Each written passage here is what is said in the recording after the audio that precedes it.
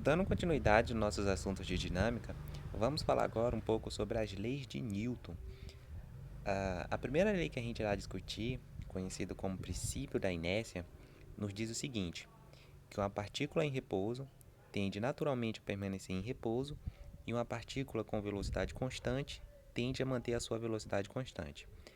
Em resumo, pessoal, nós podemos dizer o seguinte, a primeira lei de Newton, ela nos diz que um corpo em repouso tende a permanecer em repouso e um corpo em movimento, mas não qualquer movimento, tá? Movimento retilíneo uniforme, aquele que o corpo se desloca em uma linha reta com velocidade constante, tende a manter esse movimento se nenhuma força externa for aplicada sobre ele, tá bom?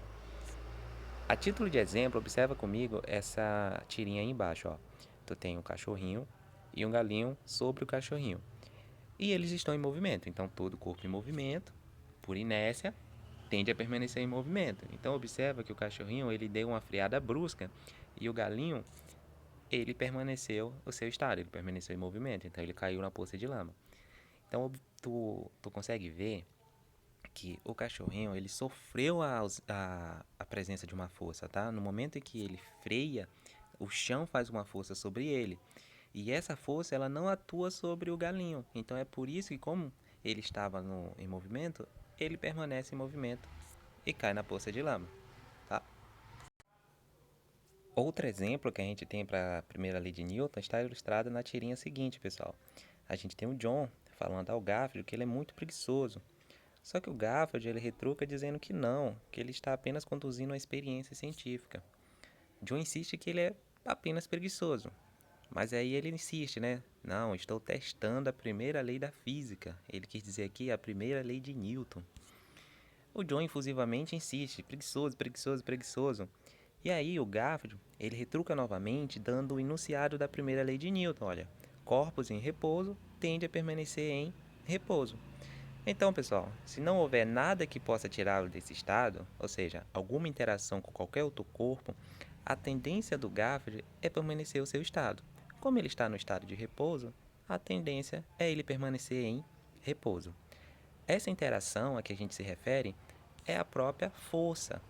Então observa, a gente tem aqui o Hulk dando um chega para lá no Thor. O Thor, inicialmente, ele está em repouso. Se não interagisse com o Hulk, né, se o Hulk não aplicasse uma força sobre ele, a tendência dele é ele permanecer o seu estado, tá? É o que não acontece. A gente tem no nosso dia a dia, pessoal, vários exemplos que ilustram a presença da primeira lei de Newton. E uma das situações mais clássicas que a gente pode discutir é o cinto de segurança, é o uso do cinto de segurança. Esse dispositivo, ele tem justamente o seu funcionamento baseado com a primeira lei de Newton. Então, se tu observar comigo aqui embaixo, tu tem uma situação em que um rapaz está num carro e ele não está usando o cinto de segurança. Então, no momento em que o carro ele se choca com a parede do muro, observa que o rapaz ele é lançado sobre o muro. Claro que não é que ele é lançado, né? Tu já deve ter entendido, pelo que a gente já viu dos enunciados da primeira lei de Newton, que como ele está em movimento junto com o carro, no momento que o carro se choca com o muro, há a presença de uma força sobre o carro. Só que essa força, ela não atua sobre o rapaz. Então, como ele está em movimento, por inércia a tendência dele é permanecer em movimento. Então, por isso que ele vai sobre o muro, tá bom? Claro que a gente tem aqui um exagero na situação, né? Mesmo que ele está no conversível e tal. O que aconteceria de fato, numa situação prática, é que ele iria colidir ali com a parte interna do carro, né? Ia bater sobre o volante, sobre o para-brisa do carro. E aí, nesse choque, numa situação real mesmo, ele poderia sofrer várias escoriações, vários ferimentos ou alguns traumas bem mais sérios. Outro dispositivo também que teria aqui para proteger o camarada seria os airbag, né? Ele serve justamente para proteger desse choque dele com a parte ali interna, com a parte da frente do carro. Só que os airbag ele já também envolve outros princípios ali sobre quantidade de movimento, tá? Que a gente vai ver posteriormente. A segunda lei de Newton, também conhecida como princípio fundamental da dinâmica, nos diz que a aceleração de um corpo é proporcional à força resultante que atua sobre ele. Basicamente, essa lei se restringe a essa expressão matemática. Só que essa expressão matemática, ela nos diz muita coisa. Além dessa relação entre a aceleração e a força resultante, dessa expressão eu tenho que tirar aqui também a relação com a massa. Quanto maior for a massa de um corpo, maior vai ter que ser a força resultante sobre ele para que esse corpo sofra uma determinada aceleração, tá? Isso vem lá da primeira lei de Newton, tá? Tu tem que lembrar o seguinte, que massa está relacionado com a inércia de um corpo. Quanto maior a massa, maior a inércia. E quanto maior a inércia de um corpo, mais dificuldade que se tem para mudar o estado dele. Então, mais força vai ter que atuar sobre ele para que ele sofra uma determinada aceleração, tá ok? Em relação às unidades, tu tem que ficar atento ao seguinte: a massa ela tem que estar em quilogramas e a aceleração em metros por segundo ao quadrado, para que dessa forma eu encontre a força resultante em Newton, já que Newton é a unidade de força, tá ok? A terceira lei de Newton, também conhecida como princípio da ação e reação, nos diz que a toda força de ação corresponde a uma força de reação de mesma intensidade, em mesma direção, mas de sentido oposto.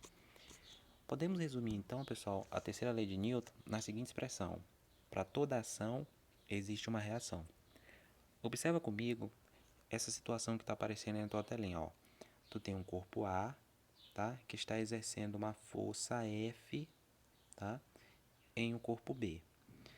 Essa força F que A está fazendo em B, a gente pode chamar de ação. Essa seria a força ação, tá? Mas no momento, isso no mesmo instante, tá? No mesmo momento em que A faz uma força F em B, B vai reagir em A com uma força, tá? De mesma intensidade. Como assim de mesma intensidade? Se A estiver fazendo uma força de 10 N em B, então B vai fazer uma força de 10 N em A. Na mesma direção, olha, A está fazendo uma força na horizontal em B. Essa direção aqui, ó, na direção horizontal. E B vai fazer a força na mesma direção, tá? Também faz uma força em A na horizontal. Só que o sentido vai ser contrário. Enquanto A faz uma força em B para a direita, B vai fazer uma força em A para a esquerda. Esse sinal de menos aqui que está aparecendo, ó, esse menos em F, só significa que essa força F ela tem a mesma intensidade que essa força F aqui, está na mesma direção, só que no sentido contrário. É por isso que tem um sinal de menos, tá bom? Então é isso, ó. Terceira lei de Newton, princípio da ação e reação, tá? Sempre que um corpo A faz uma força em um corpo B, o corpo B vai reagir em A com uma força de mesma intensidade, na mesma direção, mas em sentido oposto.